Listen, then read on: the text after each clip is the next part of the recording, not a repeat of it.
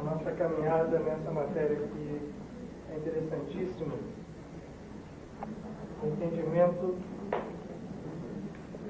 do que significam esses centros que nós chamamos de chakras. O entendimento não no sentido puro e simples do conhecimento, mas o entendimento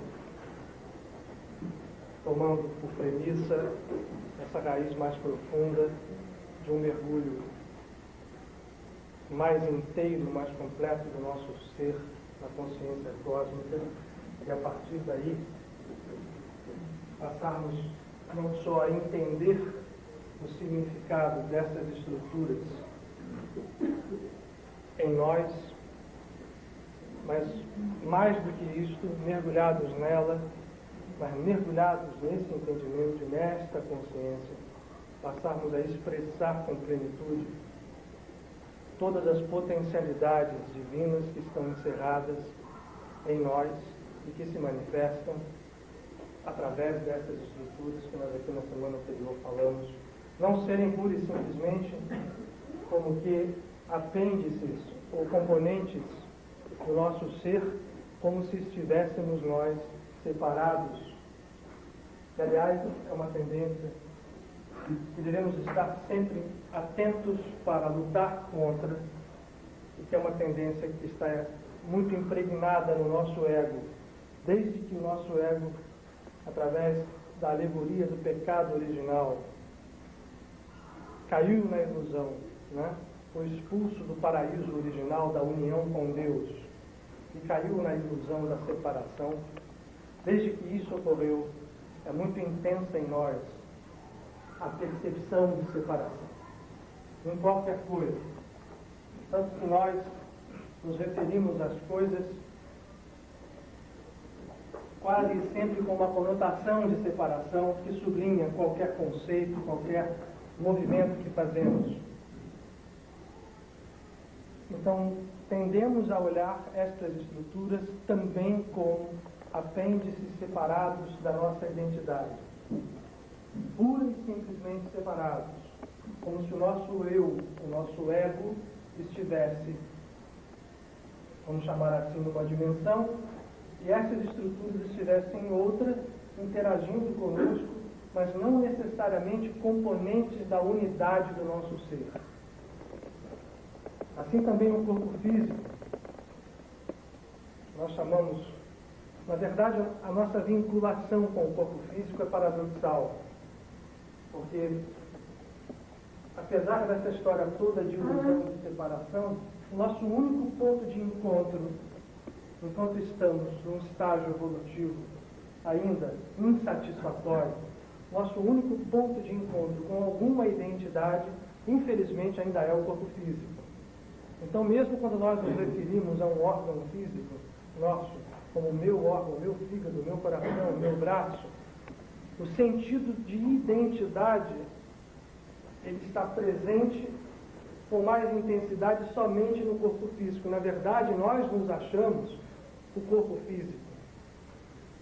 Nós nos identificamos com o corpo físico. E aí está também um dos frutos desse estado de separação. Quando acreditamos ser o nosso ser somente o corpo físico, nós acreditamos na morte física como um fato real, no sentido de que morreu, acabou.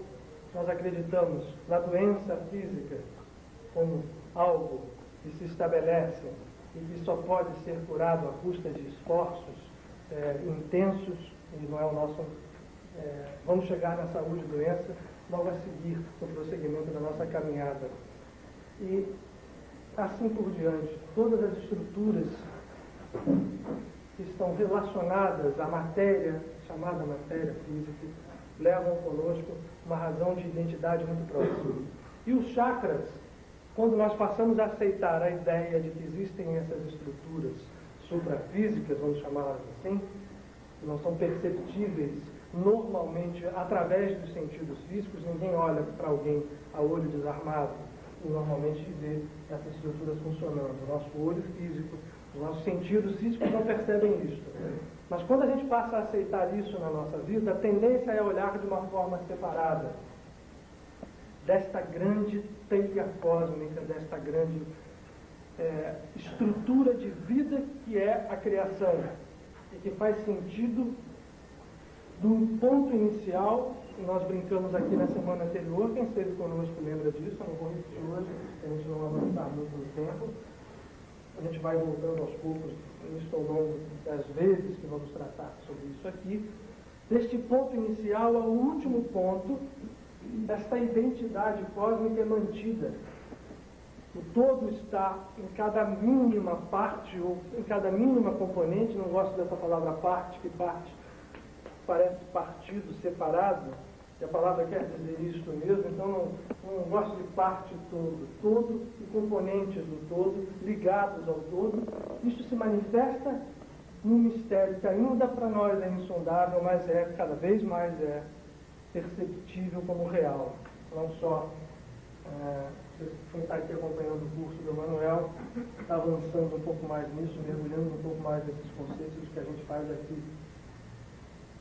Mas é importante que a gente entenda essas estruturas não apenas como apêndices bonitos, interessantes, que mexem com essa ou aquela energia, e trabalhemos com eles como se eles não fossem a própria expressão da divindade em nós. Esse é o conceito básico, esse é o conceito que a gente quer agarrar hoje para seguir com ele daqui para diante no que vamos falar. Isso vale a pena relembrar. Por isso eu usei um instrumento, material de trabalho da árvore da vida, como demonstração, esses pontinhos coloridos desdobrados em 4 coisas semelhantes, como demonstração da unidade cósmica. Isto está em todo o cosmos. Deus, quando desdobrou a sua criação e a tornou infinita, como se infinitos fios partissem daquela fonte inicial, ele manifestou a sua presença até a última parte. Isto aqui é um bom instrumento de trabalho para que nós vejamos aqui. Nos referimos aos chakras, a essas estruturas de caráter energético, de caráter vibratório, que existem no ser humano, homem ou mulher, nos diversos veículos em que ele se manifesta. Nos referimos a esses chakras como a fibra óptica hoje é um bom mecanismo de comparação. Se não achar, não tem problema. Estou procurando aqui a canetinha do laser, mas não estando, não é problema, a gente vai no dedo mesmo.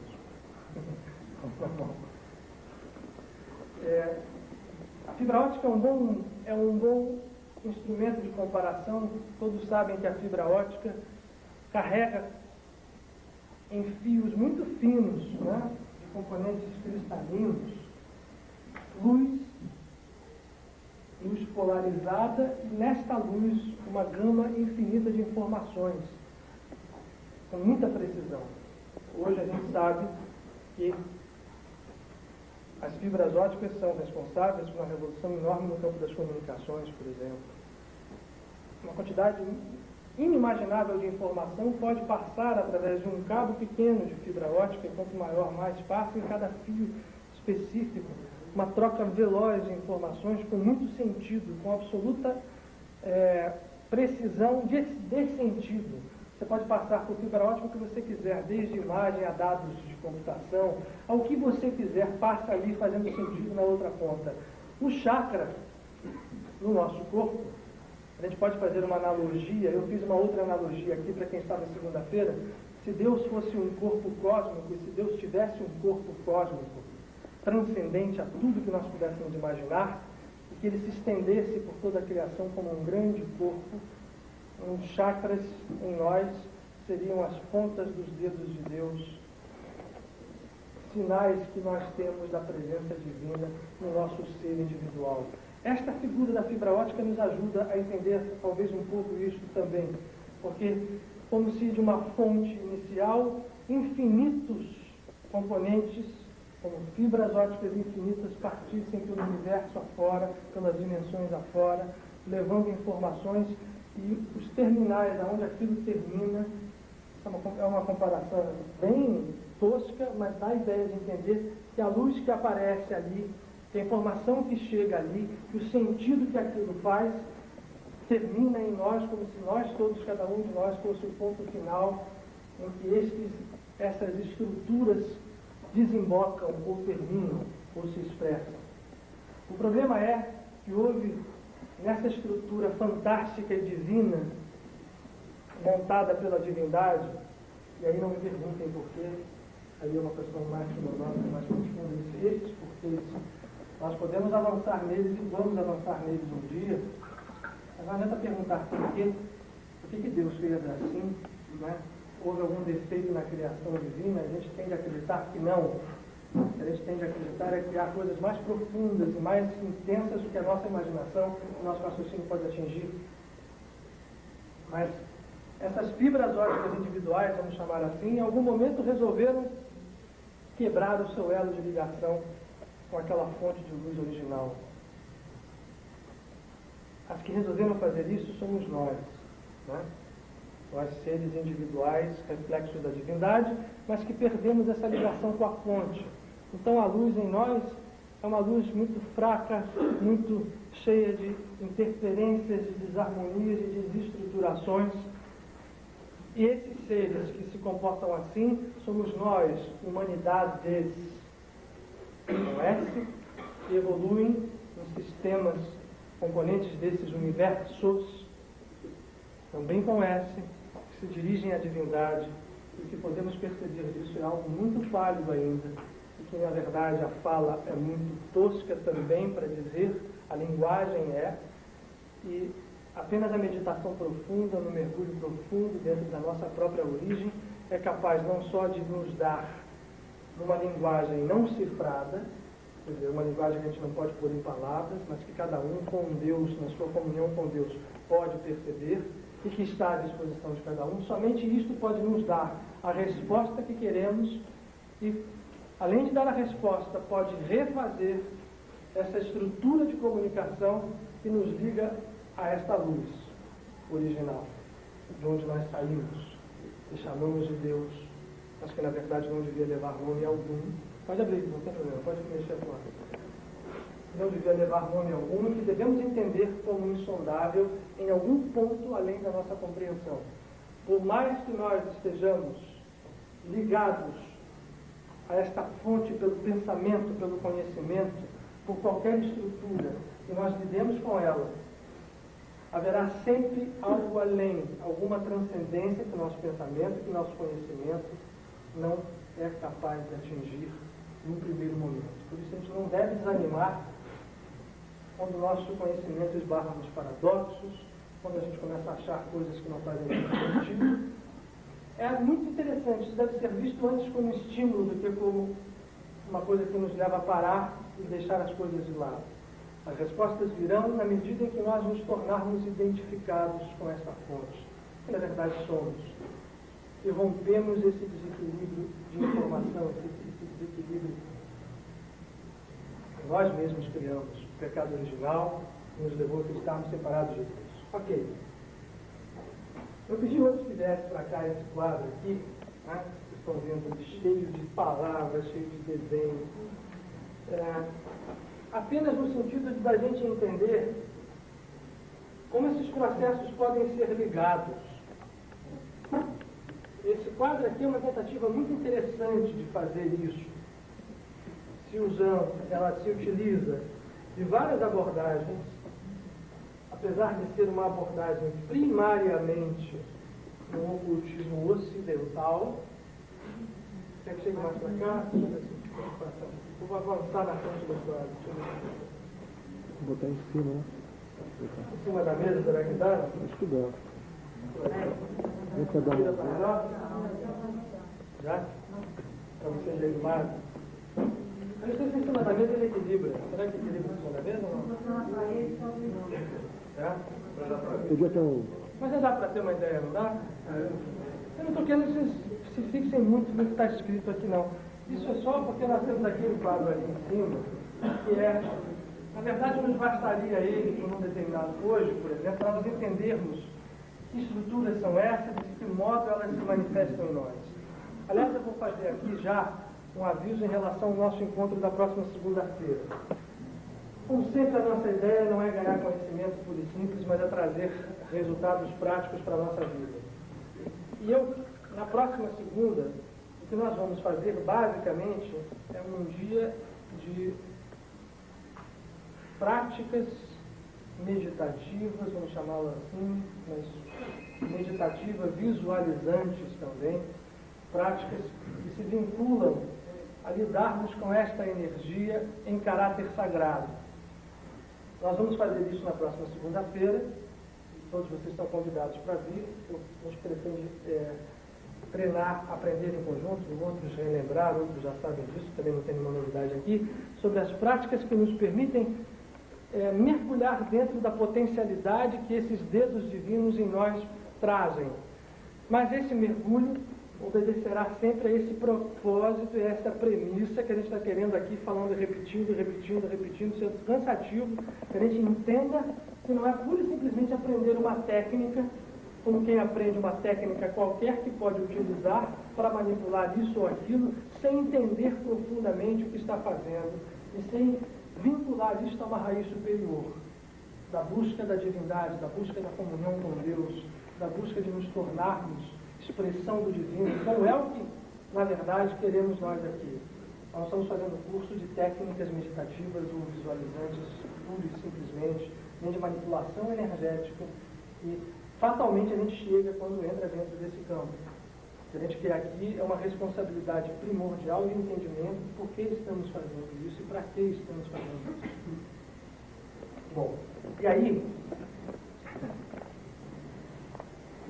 vamos falar um pouquinho dessas estruturas. Eu acho que todos vocês aqui já ouviram falar, né? Alguém aqui nunca ouviu falar sobre isso? Só para ter uma ideia de alguém que não tem ouvido mencionar sobre o que sejam esses chakras ou essas estruturas que estão postas aqui. Tem tanta coisa desenhada, né, que está até difícil de visualizar. Essa estrutura, como eu falei a vocês aqui, ela é basicamente ocidental e cabalística, aí puxa um pouquinho da Kabbalah, mas agregando algo de visão ocidental e de visão alquímica.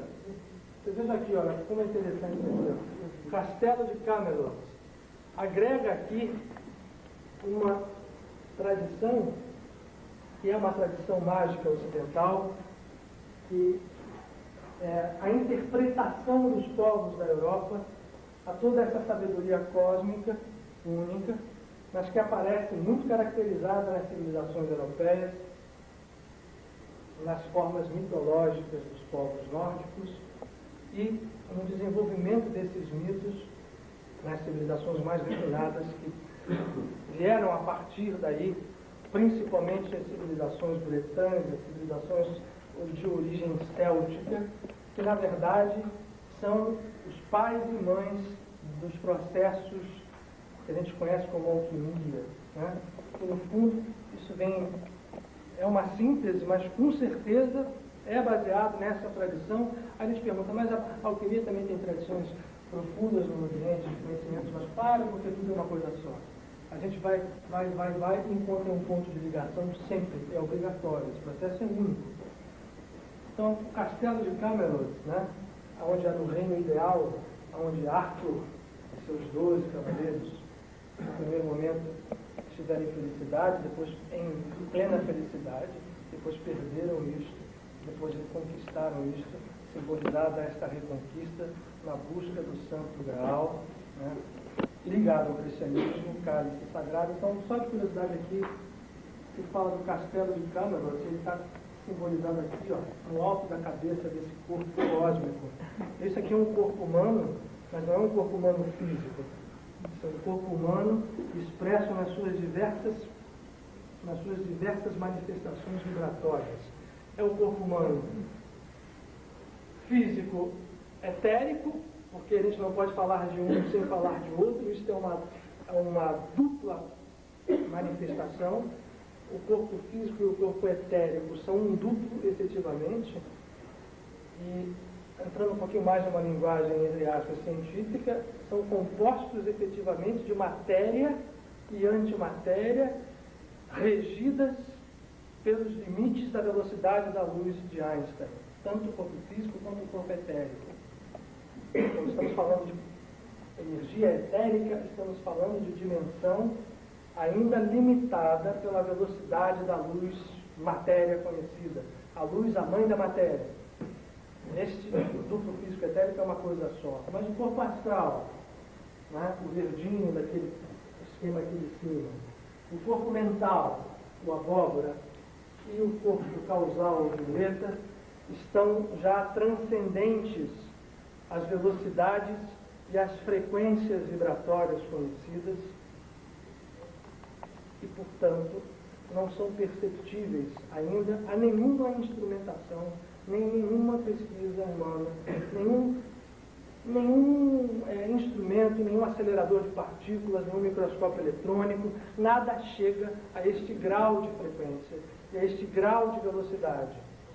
De maneira que são planos que transcendem ao que nós chamamos de matéria física, pura e simplesmente por uma diferença de frequência e de velocidade de manifestação desta energia única lá de cima, mas que podem se expressar todos aqui. Por isso esse corpo cósmico pode ser tanto o corpo divino como o corpo humano, na sua característica cósmica, nas diversas frequências e faixas dimensionais em que ele se manifesta. O castelo aqui em cima, tudo isso que está escrito aqui, depois vocês podem ver, tem muita coisa interessante, a lembrança aqui, mas quer nos dizer o seguinte: nesta coroa, ou neste castelo, e aqui em cima está posta a aspirar Keter, simbolizada dentro dessa estrela de Davi. Este é o ponto de entrada da energia divina, de permanente entrada daquela fibra óptica divina, que das dimensões do infinito jorra sem cessar e pelo alto da coroa da cabeça manifesta a nós a nossa permanência absoluta e sempre na identidade com Deus. Nós não perdemos isto jamais. Isto pode estar, de repente, destruído, recolhido, mirrado, atrofiado, mas não desaparecido, nunca. Nós podemos estar em pecado, estar nessa desarmonia, nesse desequilíbrio, seja qual for o tipo de desarmonia ou desequilíbrio, dentro do tempo, dentro do espaço. Então isso pode expressar-se através de milênios, de anos, de muito tempo, mas jamais estaremos afastados definitivamente do Criador. Isto estará sempre presente. No momento em que a criatura se reabilita e se reharmoniza, este processo aqui volta a funcionar na sua plenitude e a consciência cósmica vai fluir, então, para o nosso sistema interno, nosso sistema de corpos em que nos manifestamos, nós, individualidade. Eu comecei por aqui, poderia ter começado e vou dar um salto daqui para cá para baixo. Isso aqui na frente do quadro, né? Mas entenda por que eu estou dando um salto daqui lá para a raiz, onde está manifestada aqui e desenhado aqui. Vocês estão vendo uma torre aqui, ó. Vou passar o dedo sobre ela. Oi. Vocês não veem? Vamos pegar hoje este centro que se encontra aqui, que nós chamamos de chakra raiz. Né? As denominações em sânscrito existem. Eu vou mostrar um livro depois para vocês. Todo mundo às vezes gosta de livro, né? Eu trouxe hoje, eu vou mostrar depois para vocês um livro que eu acho legal. Depois eu falo o nome dele. Então tem lá o nome dos chakras, todos em sânscrito. A gente não precisa estar aguardando isso aqui. O importante não é guardar isto. Eu gostaria muito que a gente saísse aqui com outro tipo de conceito que não apenas os nomes dos chakras. Esse eixo aqui, ele é fundamental e principal em tudo que se refere à manifestação da personalidade e daquilo que transcende a personalidade da criatura humana. Ele vai se comparar a este eixo aqui que nós estamos passando em cima na árvore da vida, esse eixo central, aonde o Deus absoluto, desdobrando-se na criação através do ponto unidimensional de Keter, se desdobra no infinito, mas obedecendo a um processo guiado por um eixo central e que até em Malkuth, no reino, se manifesta na sua mais intensa no seu mais intenso desdobramento em energia e matéria. Isto aqui a gente pode vincular imediatamente aqui com esse ponto raiz. Esse ponto raiz, que está na ponta oposta desse eixo, eu diria que é tão importante, não é mais ou menos, é tão importante quanto o que está aqui. Por quê? Porque, na verdade, é ele que capta, este centro específico raiz, é que capta toda a energia que, na verdade, tem movimentado a nossa vida enquanto estamos aqui encarnados, ou enquanto estamos nos planos astrais inferiores, enquanto estamos nesta dança kármica de reencarnação. Como nós falamos na semana anterior, vocês lembrem que quando a gente fala desses centros, eles não são apenas projeções em duas dimensões. Eles são tridimensionais e mais do que tridimensionais. Então a forma deles lembra de um cone, lembra um vórtice, lembra aquela história do tornado, lembra que eu falei aqui, que está sempre em movimento e não apenas só em movimento. Esse movimento é reflexo de processos muito complexos e muito sutis que estão acontecendo ali. Ali há uma troca de informações, e hoje a gente sabe que isso pode acontecer quando você vê uma fibra ótica, você só vê a luz nela, né? Mas ali naquela luz está passando muita coisa, que pode estar tendo efeitos muito longe daqui. O chakra é a mesma coisa, ele vibra com luz, mas naquela luz ali está passando informação que coordena distribuição específica de energias para as mais diversas para os mais diversos destinos dentro do nosso corpo. O que eu estou querendo dizer aqui? Uma criatura não evoluída, um ser humano, que não tem nenhuma noção de espiritualidade, aquela pessoa que acorda e dorme apenas com 3 necessidades quase que instintivas, que são comer para sobreviver, lutar contra as coisas que vivem, contra o seu ambiente. Geralmente as pessoas estão em situações que levam à luta pela vida, né? A palavra fala muito bem. Luta contra a pobreza, luta contra ambientes, luta contra pessoas.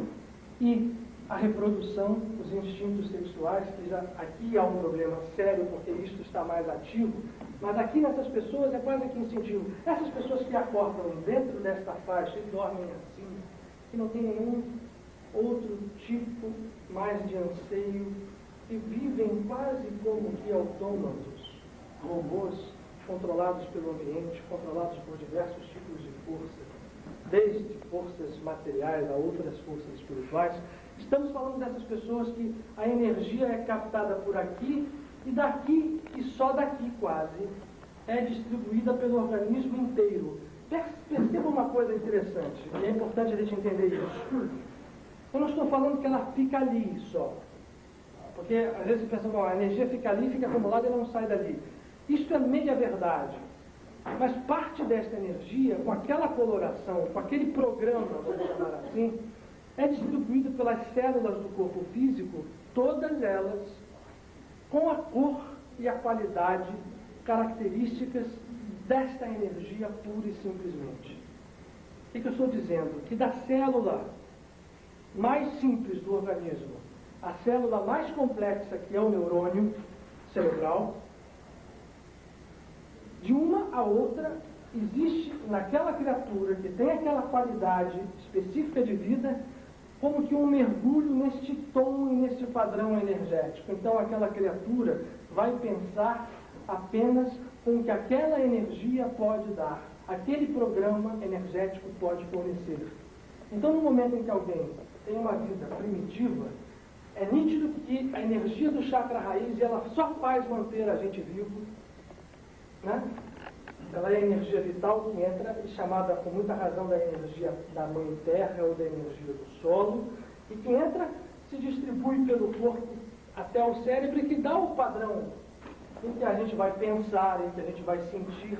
Tanto que essas criaturas não têm grandes variações emocionais, não têm grandes variações intelectuais, nem grandes aprofundamentos, porque o ego delas se alimenta com esta qualidade de energia característica do chakra raiz. Eu não sei se deu para entender. Eu vou seguir um pouquinho para frente, porque acho que é importante esse conceito. Depois eu vou passar para vocês perguntarem. Aí a gente pergunta, mas e aí? Ela passa a vida inteira assim? Muitas pessoas passam, não uma vida inteira, passam muitas vidas. Entrando e saindo, isto aqui mantém o corpo até uma determinada idade, em algum momento esse processo termina, o corpo físico para a Terra de volta, perispírito para um plano astral qualquer. E o que acontece com as outras energias? A pergunta vem logo, pode vir uma pergunta desse tipo. É como se isso daqui para cima estivesse atrofiado para dentro. Aquele ponto não tem ligação, aquele cano está entupido, aquela fibra óptica tem alguma desarmonia na sua passagem, não dá passagem a nenhuma qualidade de luz nem de informação que tenham diferença daquele chakra raiz. Bom, muitos bilhões de criaturas que vivem no planeta têm esse padrão. São todas assim? Não.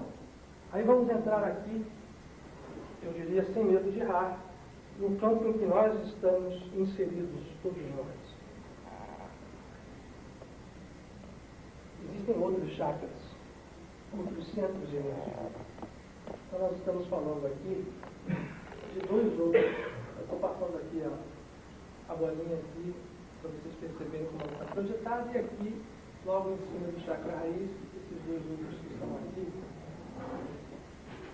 E esta tríade de chakras, na verdade, nesta tríade de chakras e de centros de energia da divindade, eu não teria medo de errar e dizer que 95% da população do planeta trafegam, desculpa, não pode ser, essa tríade aqui. 95% da população do planeta trafegam com as suas energias programadas, limitadas, moldadas pelas qualidades de energia que passam por esta tríade de chakras, que se manifestam através desta tríade de chakras. Quais são os outros dois? O segundo é o chakra que basicamente refina um pouco o processo reprodutivo, que naquelas criaturas muito animalizadas não se manifesta quase, porque a energia que entra aqui supre quase tudo isto, e ela é quase que um animal instintivo, as suas relações sexuais são quase sempre moldadas dentro desse padrão instintivo. Subiu um pouquinho, esse centro energético, que está localizado aqui, um pouco na projeção, vou projetar, o outro está raiz, é como se fosse um cone virado para baixo. É como se nós tivéssemos uma corneta dessas de torcida de futebol, né? Na verdade é como se nós tivéssemos duas cornetas. Imaginem o seguinte, uma com a boca para cima, eu me referi àquela lá, e o eixo em que a outra aqui estivesse com a boca virada para baixo. Esta estrutura se segue logo a uma outra, aqui no corpo físico e nos outros corpos. No plano, se projeta na altura da região pubiana, onde estão os órgãos sexuais femininos e a projeção do masculino. E esta estrutura aqui, em quem sobe um pouquinho o padrão e que toma posse, a palavra é esta, quando nós subimos de padrão evolutivo, nós tomamos posse de outras energias, as energias sexuais de caráter livre, porque não nos esqueçamos que nos animais elas são regidas pelos instintos e só se manifestam nos animais nas épocas específicas da reprodução, com poucas exceções no reino animal. Aquilo é marcado, é matemático, né? Chega a hora da reprodução, ela se manifesta, depois se desliga, principalmente na fêmea. Mas quando a gente toma posse dessa energia, isto aqui passa a expressar um grande poder de criação que, na verdade, é a somatória, é o somatório disto e disto aqui.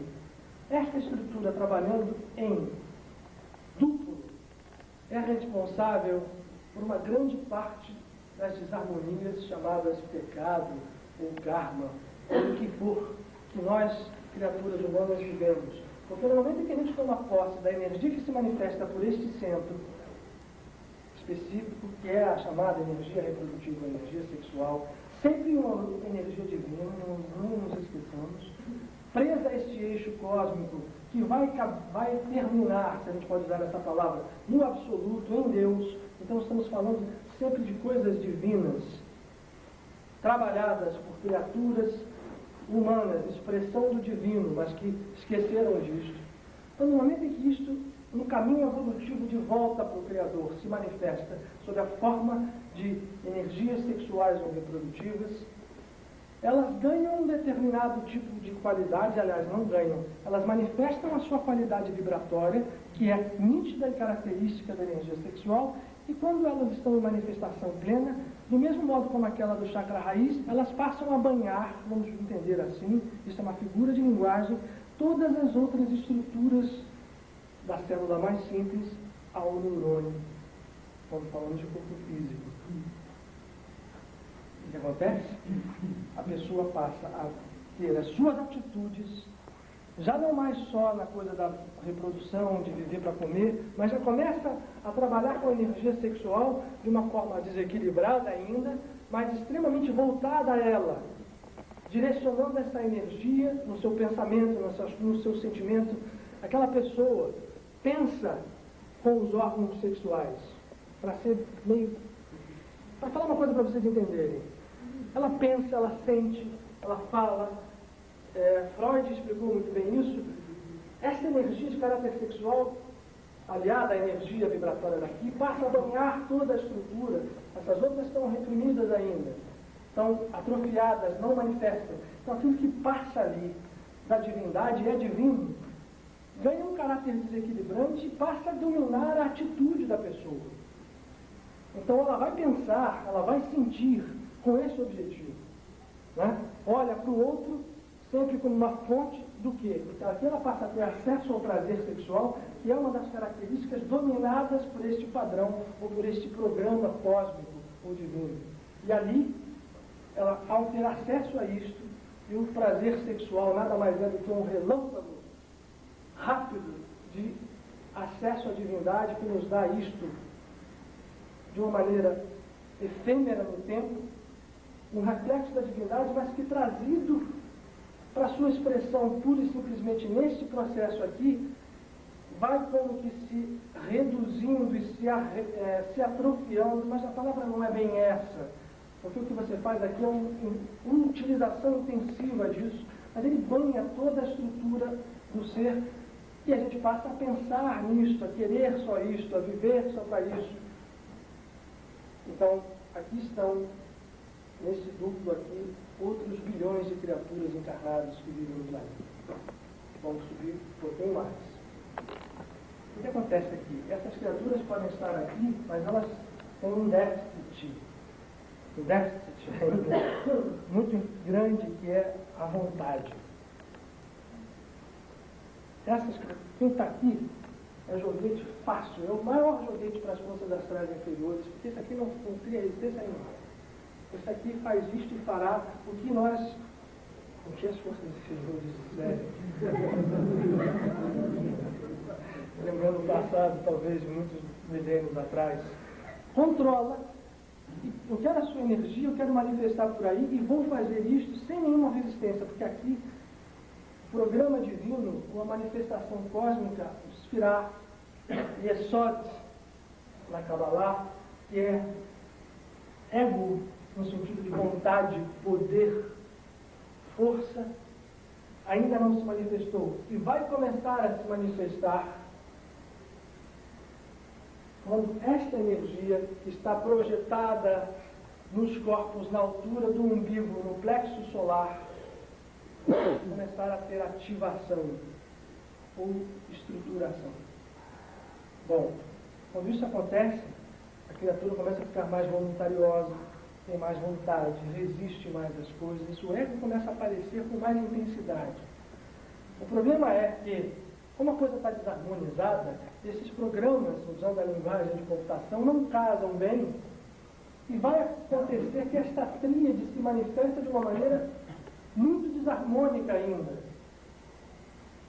O que aconteceu foi só que ele ganhou um pouco de, vamos dizer assim, de livre-arbítrio, ou de poder da vontade, ou de poder do ego, e passou a controlar ele mesmo isso aqui, e isto aqui, então, no mesmo entendimento, passou a banhar o seu corpo. Então, essa criatura, além de viver para isso, ela passa a ter o seu corpo banhado por esta qualidade energética, de forma desequilibrada, e passa a ser alguém que alia aquelas visões de comer, lutar, reproduzir, utilização da energia sexual de forma desequilibrada, o poder.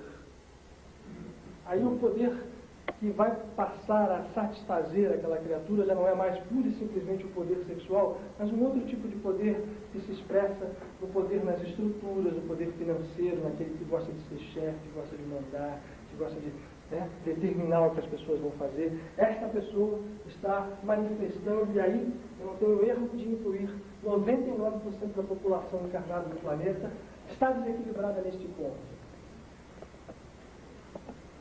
Aqui estão os yantras que determinam a vibração de cada chakra. É interessante a gente olhar nos dois eixos laterais. Os yantras em sânscrito, figuras geométricas que traduzem na geometria a energia da forma, né? E estão aqui traduzindo essas vibrações. Mas a maioria de nós está presa aqui, ó. Então pensamos, sentimos, imaginamos que é o nosso cérebro pura e simplesmente que está pensando, né? Que é o nosso ego pura e simplesmente que está pensando. Mas esse nosso cérebro, o nosso ego, é expressão da energia que está ali. Por isso que eu quero dizer a vocês, o chakra não é pura e simplesmente algo que está aqui, né? O básico é vermelho, o outro é laranja, esse aqui é amarelo. A gente começa a decorar essas coisas sem entender o nome do que nós estamos falando. Estamos falando de energias divinas que se manifestam em nós. Então, eu passo a pensar, a sentir, a me movimentar sob estes programas divinos que estão em desequilíbrio. Vou repetir essa palavra, divinos, mas que estão em temporário desequilíbrio. Temporário pode ser por muitos milênios, o que normalmente é o que acontece conosco. E gerando karma, o que normalmente acontece conosco. Ora, há um outro processo que sobe aqui. E aqui que é o ponto, que quem entra aqui, e por isso que falam que a alma está no coração, a gente não tem tempo, o tempo vai correndo, tem muita coisa na cabeça, a gente tem que filtrar. Oi? É, o Marcos também me lembra, minha loja está sentada, mas é bom. Mais 2 minutos ou 3 só. Este centro aqui, que é o tudo acima, ou o quarto centro vibratório, ou o quarto chakra, que nós temos que referir, né, a um espiral aqui, olha, eu vou colocar o cronômetro aqui embaixo, mas ele é sempre esse amarelinho aqui, ao longo desse eixo multicriatório, ou seja, das muitas dimensões será sempre o mesmo, porque Deus, do infinito indimensional ao infinito mínimo, é sempre o mesmo. As partes não são partes, são expressões do todo. E esta manifestação divina, esta qualidade divina, esta expressão da multiplicidade divina, que nós chamamos de Tiferet, esse Sfirat, que é a presença, o primeiro ponto onde chamamos assim uma qualidade superior, mas a palavra não é essa, porque quando a gente fala qualidade superior, a gente tenderia a entender que as outras aqui seriam inferiores, e não são. Não são. São divinas do mesmo jeito, mas com pouca linguagem para falar, aqui se desperta o que em nós é mais relacionado com o que é superior. É nós dizer assim, que nós somos criados, nós somos treinados a entender que tudo isso que eu falei agora aqui, por exemplo, não tem nada a ver com Deus, né? Sexualidade não tem nada a ver com Deus, a história do poder, da vontade, não tem nada a ver com Deus, então isso para nós é inferior por definição, quando não é. Tudo isso é divino. A gente vai falar disso depois. E que outras coisas têm a ver com Deus, quando a gente fala de um amor um pouco mais amplo, um amor ligado a coisas mais vistas por nós como celestiais, e por isso é mais fácil para que a gente entenda quando isso surge em nós. Quando este ponto de entrada do divino se manifesta em nós, é mais fácil para a gente entendê-lo como divino. E uma das coisas que acontece aí é que muita gente religiosa, então, bloqueia o resto e acha que divindade está só daqui para cima e que é só ficar o tempo inteiro nessa contemplação. Eu diria que é melhor isso do que a outra coisa lá embaixo que a gente acabou de falar. Mas não é o ideal ainda. Não é o ideal ainda. Quem não entrou ainda para dominar todo o processo ainda não se divinizou.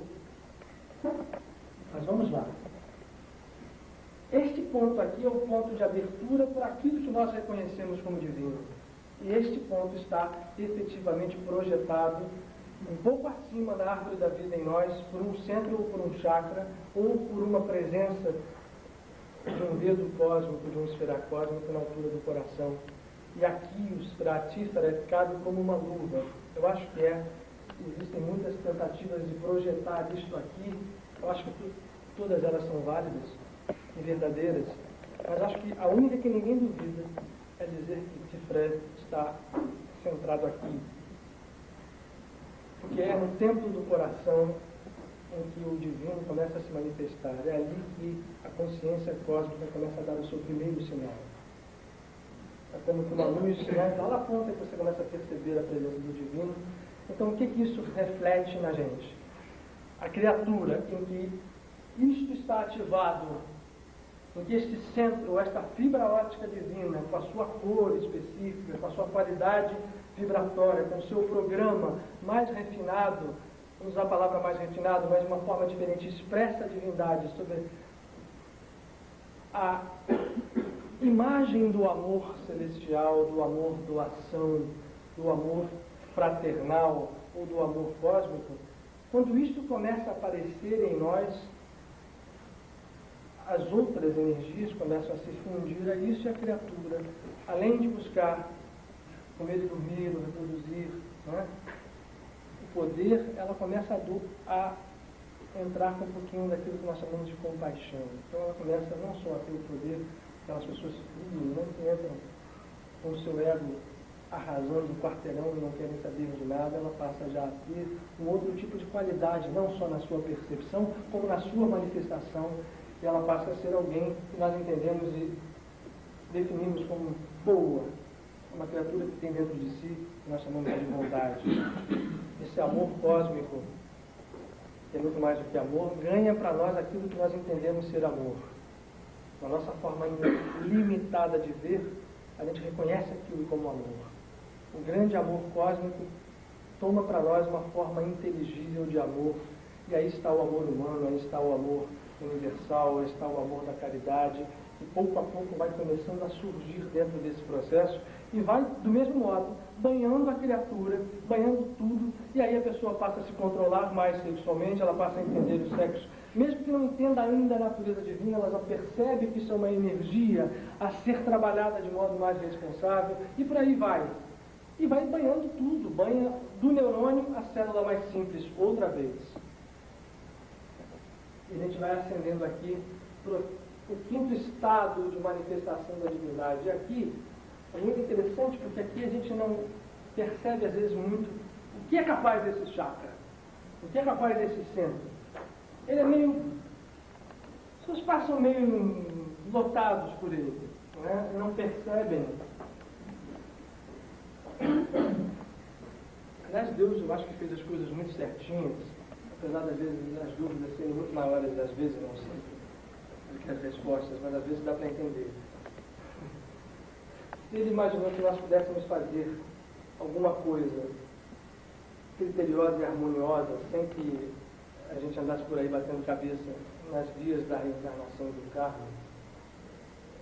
Essa estrutura aqui, o chakra que está projetado, vou falar logo, vocês já sabem, na altura do laríngeo, na altura da base do pescoço, vinculado aqui, né, ao dorso, à nuca, às estruturas da base cerebral, do tronco cerebral. Essa estrutura é muito refinada, porque ela é uma espécie de complemento ao que surge aqui, essa história de poder, né, de ego, de manifestação, que já me defende, já me manifesta como um ser divino, está aqui nesse chakra do Manipura, o chakra do plexo solar, e que aqui é mais, vamos chamar assim, mais bruta, no sentido, não é bruta, mas menos trabalhada, é uma coisa mais meio vinculada com a emoção. Isto aqui deveria estar acionado aqui por esta compaixão para atingir isto, porque aqui esse poder já ganha um outro caráter. Ele já não é pura e simplesmente emocional. Esta tríade superior de chakras, e ele está na tríade superior, e aí onde ele é pouco visto, todo mundo se preocupa muito e deve, com certeza, com o Centro de Consciência Crística, e com esse outro, que eu diria que está até fora, no meu modo de ver, da manifestação humana comum. Esse chakra aqui, ele é fundamental porque aqui o poder está elaborado. O que eu quero dizer elaborado? Ele já está em nossa posse pela inteligência e pelo controle dos processos mentais e dos processos vibratórios de algo que simplesmente criou os universos, o Verbo. Esse centro recebe o Verbo divino através da porta de entrada na base da nuca, o portal cósmico, a boca da divindade, e em quem tem isso desperto, dá a qualidade deste programa divino através daquilo que está vindo daqui de baixo, dando a nossa qualidade egóica, e manifesto aqui pelo verbo humano característico de cada um de nós. Vai caracterizar com esse verbo o poder nosso de criar. Com a utilização do verbo, nós estamos criando universos a cada momento. A gente já falou aqui, tem falado ao longo desses anos, que poder é o som no universo material. Porque a gente pensa, mas o pensamento não tem mais poder que a palavra. Ora, tudo isso são faces diversas da mesma realidade. Lógico que o pensamento tem um poder enorme. Agora, o poder do pensamento agregado ao poder da palavra tem um poder inimaginável. Com este poder se destrói e se levantam mundos. E isto de maneira literal. Os grandes yogis, aqueles que vão mexer com essas energias e que se dedicam a entender como isso se manifesta, treinam para isso e através dos mantras se valem dessa energia. Os grandes yogis são capazes de emitir um som que dá um vidro, derrubar uma parede, confundir uma criatura. E a gente pode fazer isso, a gente faz isso todo o tempo, até sem perceber. Quando a gente insiste aqui de que a força da palavra deve ser cuidada, porque quando a gente está repetindo bobagem, a gente está criando bobagem. Quando a gente repete o mal, quando a gente repete aquilo que a gente tem medo, quando a gente repete aquilo que a gente não quer que aconteça, porque na maior parte das vezes o que a gente fala é o que a gente não quer que ocorra. A gente não fala aquilo que a gente quer que aconteça. A gente só fala exatamente aquilo que eu estou com medo de que vai acontecer, ou de que eu acho que pode acontecer se fizer isso. A gente é muito hábil em criar essas estruturas e de projetá-las. E quando fazemos isso, às vezes não estamos percebendo que estamos fazendo já sob domínio de outras forças, porque elas são sempre atentas. Você não consegue dominar tão fácil como quem domina aqui, ou quem domina na emoção, ou quem não... Se a pessoa já começou a despertar um pouquinho a compaixão e já subiu para aqui, isso já é forte nela, não vamos então, vamos mexer através disso aqui. Vamos dominar de maneira que ela fale acreditando que é ela. Mas ela está falando aquilo que a gente quer que fale. Ou mesmo sendo ela, não precisa ter um inimigo astral perto, ou um ser astral qualquer desarmonizante. Nós mesmos. Tira tudo isso fora. Vamos nos restringir a nós mesmos. Estamos falando, sempre criando aquilo que queremos, ou que pensamos que queremos, ou que achamos que não queremos, mas estamos criando. Por isso que eu digo, é melhor passar por bobo e ficar falando loucuras aparentemente inatingíveis, inalcançáveis, irrealizáveis, porque um dia isto vai se realizar por uma lei pura, simples, matemática do cosmos, do que ficar falando aquilo que a gente tem medo ou não quer que aconteça, ou que tem medo que aconteça, mas que estranhamente a gente fala e acaba fazendo acontecer. E aí é pior, porque diz, eu não disse que ia acontecer isso, como se eu não tivesse nenhuma participação naquela história, A gente, quando está separado de tudo. A gente se acredita completamente à parte do universo. Então, se está acontecendo alguma coisa, é porque tem alguma coisa que está me desarmonizando, é algo contra mim, é alguma coisa... Eu, quando falo aquilo, e que acho que aquilo fatalmente irá acontecer, porque eu não tenho sorte, porque as coisas para mim não acontecem, ou porque normalmente a minha vida não dá certo naquilo tudo, eu estou, sem querer, participando ativamente desse processo e criando, alimentando isso o tempo inteiro. Então, é melhor que a gente seja bobo e repita a loucura aparente, porque está falando um troço, pô, não tem nada a ver. Que isso? Não tem nada a ver. Isso não vai acontecer na tua vida. Ou não, é melhor a gente fazer isso, porque estamos usando essa força aqui. Em algum momento ela vai ter força e vai se materializar. Ora, antes disso acontecer na vida da gente, podem se passar muitos anos, ou muitos fatos, outros podem ocorrer. Existe um jogo de forças infinitos que nós estamos trabalhando. Então não adianta a gente achar que estala o dedo fazendo isso e acontece. É preciso que a gente entenda esse processo, entenda que aqui está residindo um poder sagrado. Eu vou sair um pouquinho dessa história e vou lembrar a vocês o seguinte: como é que os magos trabalham? Como é que é a magia? A magia é operada aqui. A magia é operada por palavra. Porque a palavra, o verbo cósmico que criou o universo, né? No princípio era o verbo, está lá no Evangelho de João. E de João aos psicanalistas modernos, né?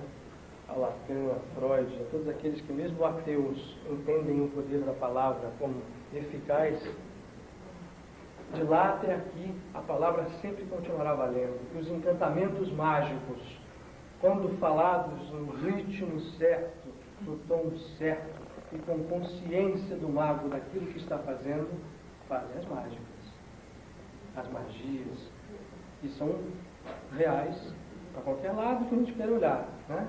O lado negro, o lado branco, também na matéria da nossa conversa de hoje. Mas isto está sendo operado por esta qualidade divina que se expressa ali.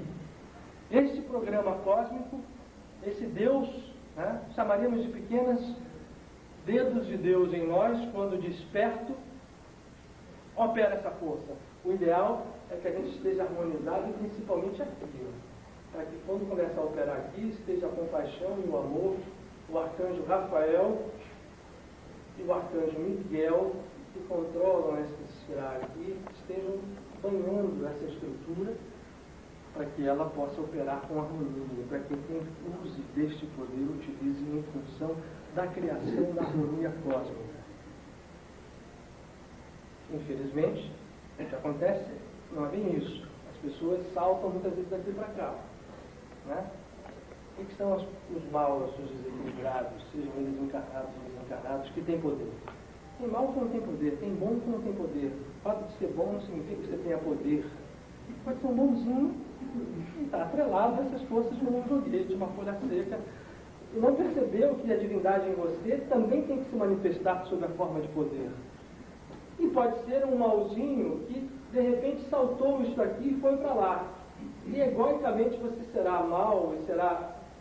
passou por cima disso aqui, foi buscar esse chakra, criou uma bagunça vibratória tremenda, os programas divinos passaram a funcionar de uma forma completamente desarmônica. Aí vem aquela pergunta inicial: por quê, né, que Deus faz isso, permite isso? Essa pergunta não cabe bem aqui. Eu acho que é melhor a gente não perguntar isso e entender que existe uma saída para essa história. E de que a luz é o ponto final e que ela triunfa sobre todos os processos. Então, essa é a nossa âncora. Não queremos medir Deus pela nossa moralidade, ou porque nós achamos que ele devia ter feito, fez assim, fez assado. Não adianta fazer isso. Porque é entender que esse processo é mais profundo. Então, quando alguém manipula essa força, ela começou a manipular, então, com aquele programa divino, todas as estruturas que trabalham em função. Aí sobram os outros dois. E vocês lembram que eu falei do eixo central, está lá o Camelot, está aqui o chakra raiz. Eu estou simplificando muito o processo. Porque eu estou imaginando, a gente está imaginando uma ascensão passo a passo, como se aqui tudo tivesse atrofiado, é verdade, assim, claro que está. Mas desligado não. Esse processo aqui não cerca não. Como se tivesse sempre aqui uma energia batendo essa porta, sempre um. E no momento em que esse processo se deu com sucesso, esse despertar do centro crístico, né, que aqui no bonequinho está ali, ó, está projetado, o terceiro olho, né, o olho de Shiva, o olho único, no centro da consciência crística, como diz muito bem dito o Paramahansa Yogananda. Quando isso aqui desperta, nós aí estamos as portas daquilo que nós entendemos como felicidade. Porque nesse momento a gente vai perceber, através de uma outra linguagem, de uma metalinguagem, o que o universo quer nos dizer. E que não é possível passar pela linguagem estruturada, pelo pensamento, ou da palavra como a gente entende os idiomas, ou que a gente possa... Qualquer linguagem, mesmo a matemática, que é a mais livre, e a música, e perto dela são as duas linguagens mais livres que a gente tem para acessar o divino. Mas, e a poesia? Esse centro, quando desperta, nos favorece isso. Aí a pergunta, mas então por que a gente medita, né, centrando a atenção aqui? Porque essa pergunta que pode surgir. No momento em que eu centro aqui, eu faço o processo, para a gente entender melhor, como de ligação dessa história uma à outra para juntar esse eixo partido e a partir de um atrator de natureza superior em cima, a consciência crística em que eu mergulho e as portas da divindade se abrem, eu como que puxo as outras energias que estão embaixo, dando a elas o padrão de harmonização que elas não têm ainda em nós, por todas essas razões que nós falamos aqui.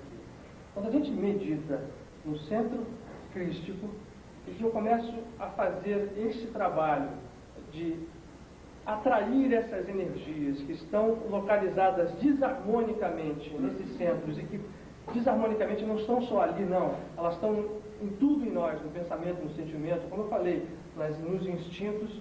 No momento em que eu puxo isso, eu estou atraindo esta força. E ao atraí-la, eu estou harmonizando essa estrutura. A meditação, então, tem um fundamento que a gente poderia chamar de lógico. Porque no momento em que eu tomo posse desta consciência crística, eu vou puxando as outras coisas. O que não quer dizer, e todos os mestres falam isso com muita clareza, que eu preciso só meditar. Eu estou meditando, mas tudo que eu estou meditando, eu estou orando, porque a oração é fundamentalmente um processo que move todas essas energias, cada uma no seu padrão. A gente pode orar falando, orar pensando, orar movimentando o fervor interno no coração. Liga-nos a Deus. E a atividade nossa, a nossa atividade no campo físico, tem que fazer parte dessa estrutura toda para harmonizá-la. Então, não há processo harmônico sem essa tríade, sem esse tripé: meditação, oração e atividade correta. O que é a atividade correta? É a atividade desligada, como dizem todos os mestres e como diz o João Goldsmith no Trovejar do Silêncio, desligada da preocupação com o bem e com o mal, né? É a atividade ligada a Deus, e somente a Deus, sem estar vinculada aos frutos das ações. Essa é a atividade correta. Não é a atividade assim ou assado.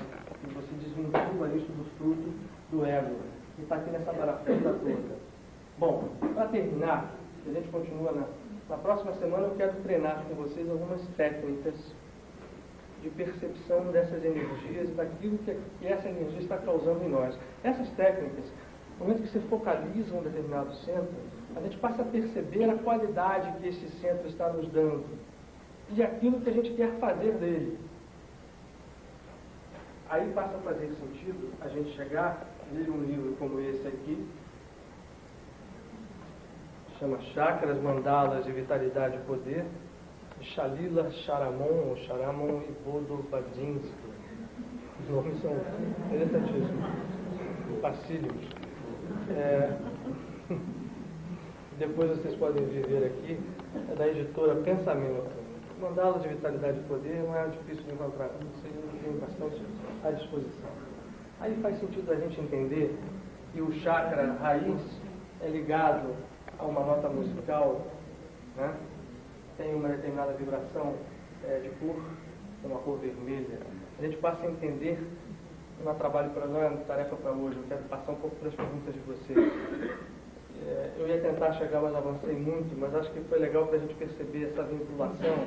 Daqui para frente a gente pode refinar as ligações que a gente já pode fazer, entre aspas, sempre de caráter científico, com essa história. entendendo, por exemplo, por que as cores têm um sentido até curador, até harmonizador, e por que o vermelho tem um programa, né, interno, chamemos assim, que gera um determinado tipo de estado quando a gente pensa no vermelho, quando a gente usa vermelho, quando a gente vê vermelho. Por que o vermelho caracteriza o padrão desse chakra raiz e não é só a cor vermelha? Ela é a expressão simples de toda uma série, vamos chamar assim, de equações transcendentes, complexas, que tem um dos seus resultados a cor vermelha. Como tem um dos seus resultados a nota dó, uma octava mais baixa, e as oitavas vão se sucedendo. Essa história não tem fim. Esse livro aqui estimula um pouco vocês a buscarem sobre isso. Falo também um pouquinho da ligação com os signos do zodíaco, que é interessante, ele trazendo a astrologia para dentro desta totalidade. Fala também dos mantras específicos a cada chakra, porque se esse aqui é o que a gente usa para falar, não significa que cada um não tenha o seu próprio, que está ali guardado também como uma espécie de programa que pode ser ouvido em meditações profundas e pode ser falado quando a gente quer expressá-lo de uma maneira. Essas técnicas eu gostaria de trabalhar com vocês na próxima semana. Não todas, algumas delas. E aí voltarmos a entender e avançarmos, de repente, dependendo das perguntas, um pouco nessa história de como cientificamente essa história se manifesta. E antes só de passar para as perguntas, eu vou passar um minutinho só para estimular a curiosidade de vocês. Falei muito dessa história de fibra ótica, de fios, filamentos, de infinitos filamentos cósmicos. É interessante que a própria ciência hoje vai correndo para esse lado do fio, do filamento, da teia que se une, que não tem princípio nem fim, cada vez se subdivide mais, se subdivide. Hoje a gente tem uma percepção clara de que as partículas, ou melhor dizendo, não partículas, os componentes elementares primordiais do universo, aonde a ciência pode alcançar, na verdade não pode alcançar experimentalmente, apenas teoricamente ainda. Não há instrumento capaz de provar isso que eu vou dizer agora aqui. Que as componentes elementares são como cordas mesmo, laços de vibração, pura e simplesmente. Não matéria, nem ainda energia, porque isso precede ainda a energia. De vibração, que vibram em determinados padrões, e dependendo dessa soma de padrões, surgem, a partir dessa interação, as partículas que compõem o nosso universo.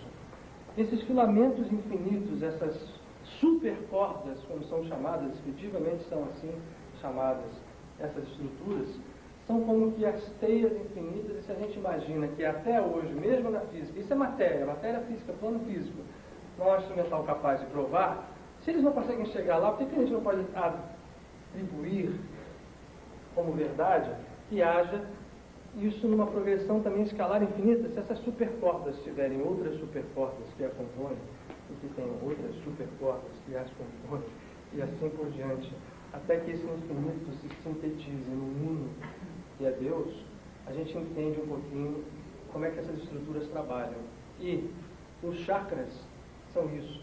Como informação final, para não ficar no ar, que a gente falou pouco, né, de teoria, a gente só falou do eixo central e das estruturas que estão interagindo, rodando em volta dele, emitindo vibração, emitindo programa, captando energia, jogando energia fora, banhando a gente de energia, dando a nossa qualidade mental, dando a nossa vitalidade ou não. Nós temos que entender que essas estruturas aqui é muito simplificado. Isso aqui são os 7 principais. Mas entendamos o seguinte: esses 7 principais drenam como se fossem lagos, ou melhor dizendo, redemoinhos, rios, e os números variam um pouco, mas são sempre grandes. Nós falamos de 88 mil chakras a 350 mil chakras, um pouco. Duas percepções que variam da Índia. Ou seja, nós somos uma teia dessas supercordas vibratórias. E mais, cada chakra desses pequenos está ligado por canais, por filamentos a outros. E na denominação sânscrita são chamados os nadis, ou os canais paralelos ao eixo principal. Os nomes estão aqui, ó, Pingala ou Pingala e Ida. que são a energia ou a polaridade. Eu vou lá para o Tao Te Ching, eu vou lá para o Teiji outra vez, onde o negativo, o yin e o yang positivo se interpenetram e giram. Essa figura aqui deve ser vista como se as duas estruturas estivessem rodando e se interpenetrando uma na outra. Na verdade, essa é a projeção dessa figura. O negativo e o positivo em Ida e Pingala, ou Ida e Pingala, se manifestam através de canais secundários que correm ao lado do Sushumna, ou eixo central, a árvore da vida por onde passam todas essas energias, projetadas sobre a coluna vertebral, e que drenam, por sua vez, 72 mil nadis, ou pequenos outros canais, que se drenam nesses dois, que drenam um, e por sua vez tem os 7 chakras principais, e também, por sua vez, captam os 88 mil ou 350 mil outros. De forma que isso é melhor do que entender, é melhor para sentir. E como nós somos, ao mesmo tempo, complexos, podemos ser simples e poderosos, desde que a gente queira e que seja harmônico. Bem, Luiz, primeira pergunta. vamos lá. O Goldsmith me impressionou com a sua maneira de colocar. Ele se pega em duas coisas, pelo que eu senti, né? É a tal da lei da graça, você transcender o bem e o mal, né? Aliás, sintetizando praticamente isso. O julgamento. Quer dizer, eu queria que você falasse um pouquinho desse processo que nós temos, já que você falou ali no chakra daqui, esse processo que a gente materializa a cada instante de julgar e de criticar. Nós temos esse hábito de criticar. O que isso vem? Qual é o processo que desencadeia no nosso universo, na nossa vida? Para entender, que reflexo isso... O fato de a gente viver sempre julgando e criticando. Isso aqui é bom, esse cara presta, isso aqui não presta, isso aqui é bom, isso aqui é mal. Nós estamos toda hora dizendo isso, falando isso. Quer dizer, o porquê não se deve fazer isso? Quer dizer, como você falou em poder do chakra, quer dizer, para a gente poder visualizar bem esse nosso grande pecado, vamos dizer assim. Nós vivemos julgando e criticando. Até meu sogro diz assim que isso é da natureza humana, que o ser humano tem que julgar, tem que criticar. Tudo bem. Eu queria que você entrasse um pouco nisso. O que isso pode... É bom julgar, quer dizer, o não julgar, você está julgando a pessoa, você está colaborando para piorar o estado daquela pessoa que você está julgando, com a sua força, com o seu poder, ou enfim. Eu posso... isso dá uma... Não, mas sintetiza, você é ótimo para sintetizar as coisas. Mas eu vou tentar, Sintetizar. em termos simples, responder uma coisa. Isso é um grande paradoxo que a gente está sempre parado, falando, mas caramba, como é que eu posso fazer uma coisa que eu estou sempre tendo que fazer, enquanto todo mundo está olhando para as pessoas, estou vendo coisas, estou sentindo, eu não posso julgar. Eu acho que na falta de linguagem, e aí é falta de linguagem mesmo, a linguagem não é capaz de estruturar esse processo, e vai ficar sempre faltando alguma coisa. Eu acho que o Yogananda foi felicíssimo quando ele usou uma palavra para definir o estado ideal que a gente deve ter, que não é de julgar, mas sim de discernir ou discriminar. O que é isso? O julgamento, ele, mesmo que a gente não faça nada, ele tem um processo de separação, ele só incentiva o processo de separação da gente com as coisas, com o cosmos, e por incentivar a separação, incentiva a desarmonia, incentivando a desarmonia, incentiva o pecado e o que a gente conhece como mal.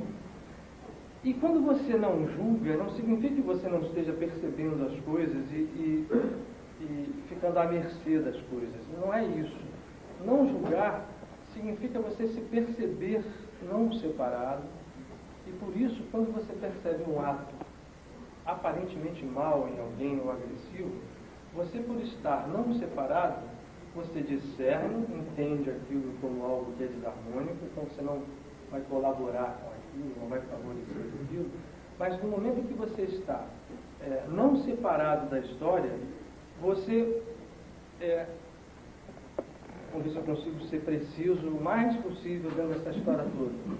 No momento em que você se vê não separado, você não movimenta as forças dentro de você que, incentivando essa separação, perpetuam a desarmonia. Só por não fazer isso, você já está não dando força àquele ato que você percebeu. como desarmônico, como mal, e que você estaria julgando até o momento que você resolveu não julgar. Quando resolveu não julgar de dentro mesmo. Quando você não alimenta isto, passa para o teu lado a chance de atuar de modo a desfazer aquele processo de desarmonia no nascedouro. Como é que se faz esse desfazimento? A gente pode dizer assim, redundante, brincando. Como é que você promove isso? Não só não julgando, é o primeiro ponto, você não aumenta aquilo, mas o segundo ponto é por identidade, por perceber a coisa como é, você desfaz aquilo como uma coisa pura e simples, não tem maior mistério. Amor barra perdão. Aí a gente pergunta, vai tudo contra isso, toda a nossa sociedade mostra ou tenta mostrar que isso não é verdade, isso não pode acontecer, mas pode. Agora, para a gente estender essa conversa aqui, demanda tantos outros minutos como a gente conversou. Aí, eu acho que para ser prático, o que a gente teria que imaginar é o seguinte, já que a gente tem julgado até hoje, né, se a gente fizer uma crítica a nós mesmos, uma autocrítica, e tentarmos imaginar se a nossa vida melhorou muito por esse processo de julgamento estar ativo, porque o julgamento não é só o julgamento, é o julgamento, a condenação e a execução da pena, né? Quer dizer, a gente faz isso sempre. Nós não só julgamos como a gente condena e toma alguma atitude, e a pena que a gente aplica. Ou a gente devolve o ato igual, ou faz 2 vezes mais, ou 2 vezes menos, ou dá uma volta. Isso é um processo que é global. Mesmo quando a gente não age exteriormente, em algum nível a gente age. O processo que a gente tem que fazer é o inverso disso. É você, a partir do discernimento do que é o contrário, você só vai dissolver isso, e aí, queiramos acreditar ou não, achemos que isso vale ou não, cada um pode achar ou deixar de achar, só funciona pelo lado do amor e do perdão incondicionais.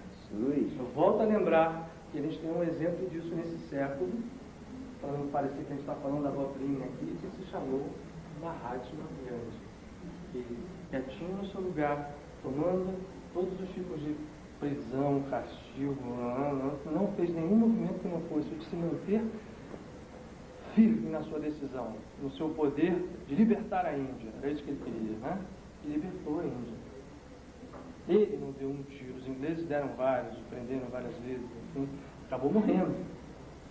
E aí, como ele, um ser de, enfim, já desperto na divindade, sabia, a morte.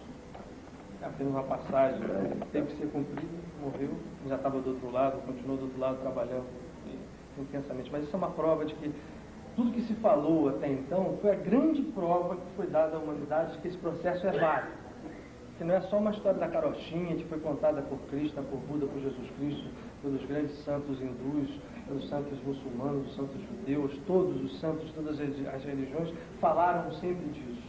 Não são entendidos, mas nós temos no século passado já, a prova de Gandhi, que está aí na ponta da gente para ver, né? Vale, isso vale. O importante é o indivíduo não associar julgar com condenação. Se for implícito, isso daí não se deve fazer. Porque... É por isso que o Yogananda usou a palavra discernir ou discriminar, para isso que o senhor diz como julgar sem condenar, sem, a partir dessa percepção atual, entre né? causa e efeito e o princípio espiritual de que é o livre-arbítrio. O indivíduo faz o livre-arbítrio. Então ele tem que saber sempre em todos os seus movimentos na vida se aquilo que ele vai fazer é bem ou é mal. Ele está fazendo um julgamento a si próprio, mas não está condenando ninguém. Mas a via de regra as pessoas julgou, está condenando. É isso. Bom.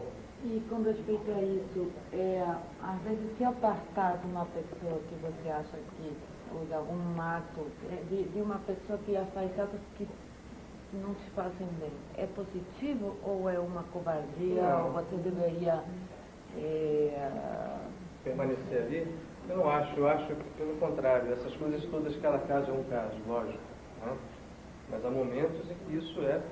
Não estou falando nem ao nível assim de coisa muito ruim, sabe? Estou achando ao nível de alguma coisa que desperta em você, se movimenta até a julgar a pessoa. De repente não é uma coisa terrível, mas às vezes eu tenho uma divisão nisso, sabe? A ver se eu tento ficar lá ou se eu vou para trás porque não consigo. Isso também, eu estou entendendo, acho que todo mundo entendeu aqui, porque todo mundo provavelmente já viveu ou vive situações semelhantes. Né? Alguém não ouviu? Ela está dizendo que você se apartar de uma situação, de uma pessoa, por estar sendo por esta pessoa ou por uma situação, recebendo algo que te faça mal, que te desarmonize, ou que não te... E a gente vive essas situações todo o tempo, né? Com coisas e situações. Eu acho que a beleza da vida está em que Deus é tudo e é muito maior do que tudo. Em que sentido? É muito difícil a gente dar uma... E vou fazer um parênteses, por favor, estou expressando uma visão pessoal, cada um deve e pode ter a sua. Então, fechando o parênteses agora, imagina o seguinte, a gente na vida tem que estar muito sabendo o que somos capazes de fazer. A gente não pode ser, em nenhum momento, levado a agir ou a pensar porque a gente acha que uma coisa é certa ou não é.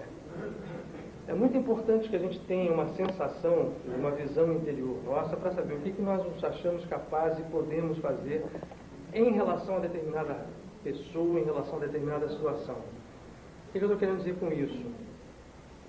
Se eu, dentro de mim, estiver harmônico a ponto de tudo que aquela pessoa estiver me fazendo de mal não me atingir como mal, né?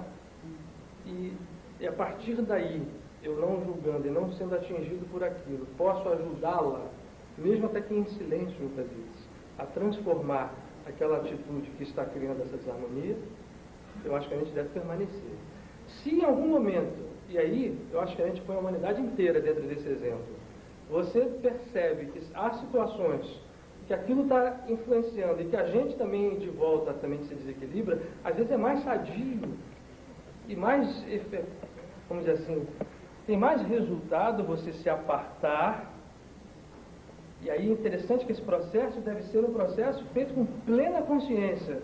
Quando a gente se aparta, você se aparta não porque eu fiquei com raiva, não porque eu deixei de gostar, não porque eu desejo o mal, não pelo contrário, né? A gente tem que fazer mesmo esse movimento de, vamos dizer assim, de apartar a nós mesmos de alguém, tem que fazer consciente de que isso não está mexendo com a nossa estrutura de sentimento por aquela pessoa. A gente só acha que naquele momento é melhor que haja um afastamento, porque está influenciando ainda em mim. Eu não sou imune ao processo. Até que, e é fatal, isto em algum momento vai se refazer. Está aí a lei do karma mesmo para explicar isso para a gente, quando a gente está mergulhado nela, né? Por que a gente vem como marido, mulher, pai, filho, amigo, inimigo? Essas posições se alternam porque muitas vezes as resoluções desses processos vão se dar de uma outra forma, né? Vai ser numa outra vida, sobre uma outra capa de relação. Então, a gente não deve se condenar por isso. O único problema que eu acho que deve ser atento é que se a gente faz algum movimento, devemos fazer consciente para que depois isso não abra campo para que venha sobre nós a única coisa que não pode haver, e aí talvez seja o grande movimento de libertação desse século da visão espiritual, que difere radicalmente das visões até então vigentes. Deus não condena ninguém, nem julga, nem atribui culpa.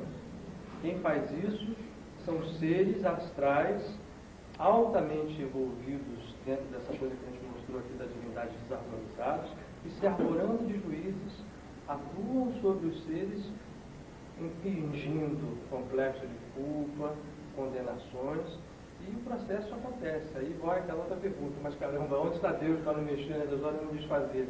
Não nos eu não vou saber dizer para vocês a resposta, porque eu tenho convicção de que isso não parte de Deus. Quando surgir dentro da gente algo como culpa, né? E culpa é o pior dos processos, porque a culpa destrói, a culpa retira a força da gente de refazer qualquer processo.